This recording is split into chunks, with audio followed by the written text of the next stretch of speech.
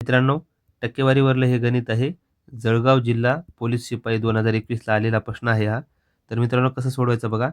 तर 2400 पैकी 144 म्हणजे किती टक्के? तर मित्रांनो बघा, 2400 पैकी जेव्हा येईल त्या ठिकाणी ज्याच्यासोबत जोडून आलंय ते हमेशा छेदामध्ये लिहायचं. तर 2400 छेदामध्ये लिहिले आपण.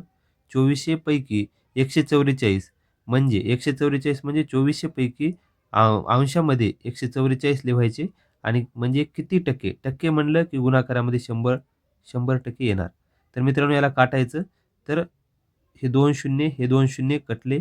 12 एक 12, 12 दोन्ही 24 आणि 12चा हा वर्ग आहे त्याच्यामुळं 12 गुणिले 12 44 येते. तर बेसकम 12 म्हणजे आपलं उत्तर 3 आहे सी. तर अशा प्रकारचा व्हिडिओ आवडला तर लाईक करा आणि सबस्क्राईब करा. धन्यवाद.